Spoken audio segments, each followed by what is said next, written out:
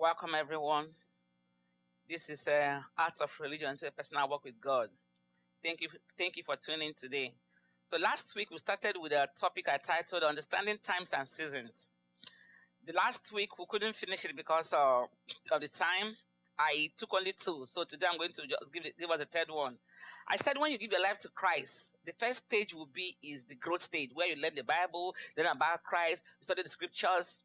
Then after that era, you move into what I call the pruning stage.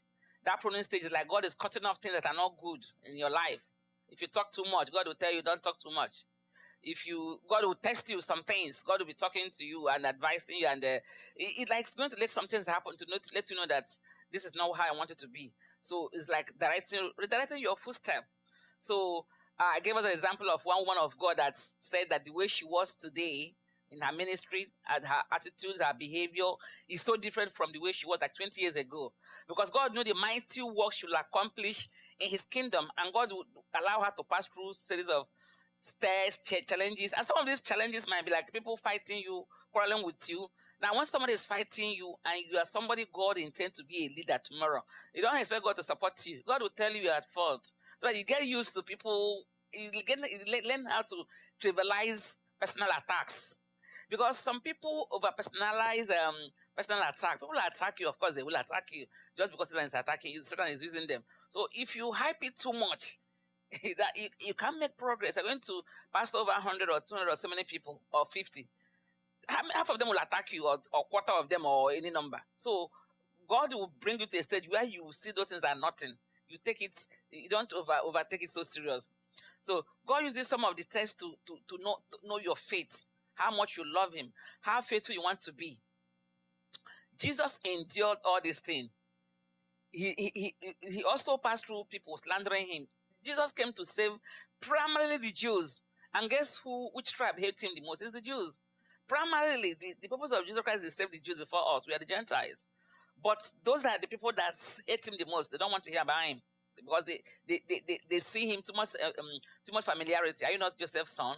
Who are you? What is it? So, but he didn't let that stop him. Jesus didn't let the spies or the resentment or the lack of love or the acceptance of the Jews to affect him. He focused on what he's called to do. So if you're a child of God and you're concerned yourself that they're talking about you, they're listening about you, those are not the important things that should concern you. So some tests are really what it is. God could be testing you to know how much you can go. So we're going to read the book of 1 Peter 1 verse 7. I said that again, 1 Peter 1 verse 7, and I read, "These have come so that the proven genuineness of your faith, of greater worth than gold, which perishes even though refined by fire, may result in praise, glory, and honor when Jesus Christ is revealed." You see what he said? He said these things are allowed to happen to you to refine you by fire, so that in the end, you will be a finished work that will bring glory, praise when Jesus is revealed. So it's the testings, the personal attacks, the issues that arise in your life when you as a Christian. They are not all after God allowed them to help you grow. Remember that God needs to know how faithful you can be before entrusting the lives of others in your hands. Like I said earlier, God might be grooming you to be somebody that would lead 50 or 30 or 100 or 50 or 200 people. If God could not bring you up where you can endure some little issues, if your own child is sick and you panic and you cry, you can't endure, you can't trust God to heal your child. Now remember that you're going to be a pastor that will pastor other people. When your member now bring a child that's about to die, what will you do? So God can allow certain things to happen to you because he knows that it's good for you to be trained in those things before you are not to help people. You see, you can't help somebody else when you can't help yourself. I mean, you have a little sickness and you're crying, you don't have faith. How can you now help another person? So certain times, God allowed those things for us to go through them. So that when somebody brings the same issue to you, you laugh. You're like, this is nothing. I've suffered something more than this, so this is nothing. All situations in our life are allowed by God. Remember, I said all situations in our life are allowed, not originated, not created. I say allowed. This means that the enemy can introduce certain issues which God did not intend you to walk through. Every situation in our life, God allowed them. God allowed them, but God didn't originate them. God didn't create them. Satan is the one that originates sufferings and hardship and errors for us. But your ability to pray yourself out of certain situations, which of course include the ability to hear from God and hearing his counsel, will help you to pass through or not even enter into that situation. What am I saying? Let me explain myself. I'm saying that all situations in our life are lied by God. But when Satan throws something at you, you'll be able to overcome them. One, if you're able to hear from God. Two, if you're prayerful. If you're not praying, you can't hear from God. Every arrow, Satan will stay and say, what do we give this person now? We give you sickness. You give you health. You give you headache. You give you this one. I don't want to call big sickness. It's not your portion. I don't want to call big sickness like cancer. No, it's not your portion. Cause trouble for you at work. Cause people. So you are those things manifesting and happening in your life is the product of your prayer life. It's the product of how far you can hear from God. So, but if you're prayerful, before they come, God will tell you, today, don't answer that woman at work when he will answer you. Today, don't even talk to you. Don't let your boss annoy you. Today, don't. So, before those things already come, God will talk to you. That's why I say your ability to hear from God. So, if you are hearing from God, is you're praying. Satan, even though he's throwing arrows at you, my people use the word jump and pass. You jump over it. It won't get to you. So, it is in your hand to decide. You know, something they say, God allowed this thing to happen to me. Well, let me agree that you allowed it. But what if God allowed it? Do you also allow it? You shouldn't have allowed it. It shouldn't even have come to you if you're praying. You're going to distinguish between the ones God allowed, the one that are testing, and the one that happened to you because you're not praying. God allows certain things for certain reasons, and some simply because you're not praying. You're not careful. God is talking. Some people, God will talk, they won't hear. God will talk. How do they now hear? God will not allow certain things. That's when they will not hear. So it depends on us. Of course, no matter how hard you pray, but I miss what I want to say. God, your hidden counsels from God will help you a lot when passing through these trials. Or some of them that want to come to you, if you listen to God on time, they will even reach you. Satan might be planning something to you. If God talks to you in a dream or through a friend or say something to you in your still small voice, if you hear it, you can avoid that arrow. You can avoid it. But if you didn't hear it, it can touch you. So that brings us back to the point that as this stage in your life, when you're passing through pruning, you should be more prayerful to guide your footstep. God will guide your footstep, direct where you should go. You should be prayerful. It is not a time to be angry. Why did God allow this to happen to me? Why did God allow me to lose my job? That's not the time. It's time to pray more. God, why? What is the why? No, you've not lost your job. We're talking about when you are being tested. Maybe the job is shaking. That's the time you should pray more. You pray more, God can deliver you from it. So we should understand that God will always allow you to go through certain situations because of He is God. He decides what He wants to do. He's testing you. He wants to know how far you can pray. Jesus, remember, we're also trying to say that certain tests, God will allow it to happen to you because Jesus could not pray himself out of Gethsemane. Because God have already predestined. That's why he said he's also God. God have predestined that Jesus Christ is going to die to bear the sins of the world. That's why the Hebrew said in the book of Hebrews 9:22, the Lord said, in fact, the law requires that nearly everything be cleansed by blood. Because of the sins of the world, God allowed Jesus Christ to die, to carry our sins. Now, in that kind of situation, there's no, you can't pray that one out because God has established it. That's why I say God is sovereign. So it's not everything about God or his plan that we can pray out. So God allowed that one to happen because it's for a greater glory. It's a greater glory. When one man died for the sin of the whole world, it's more beneficial to God.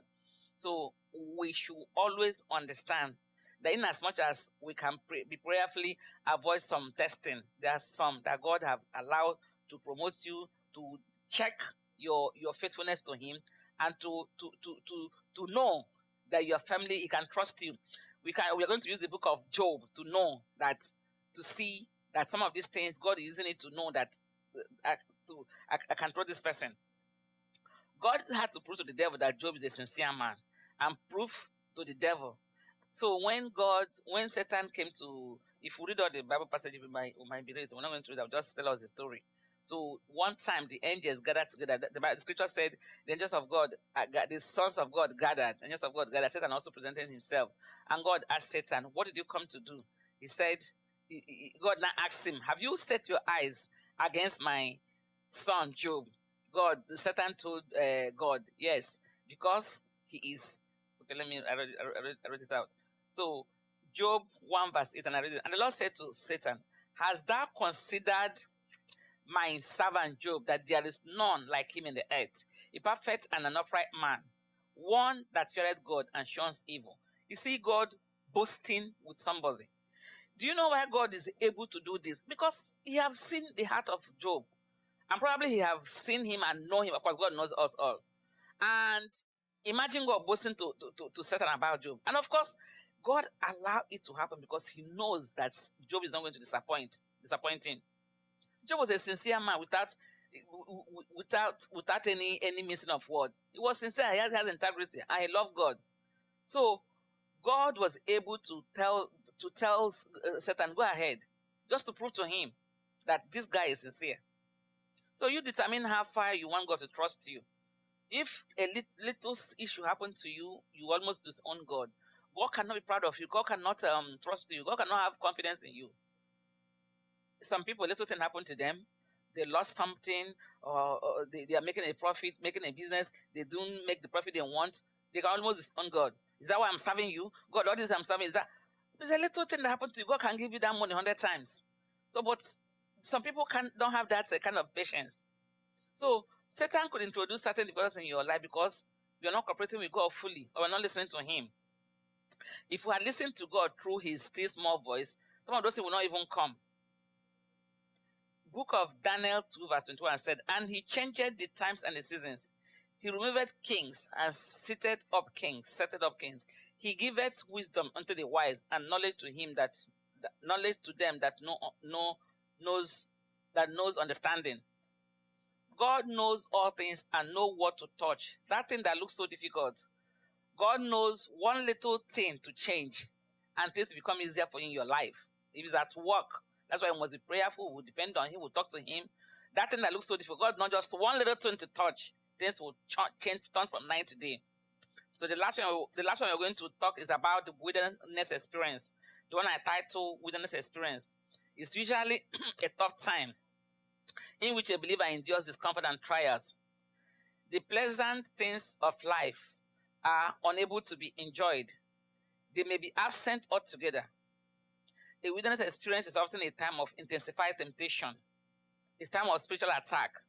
It can involve financial loss, emotional loss.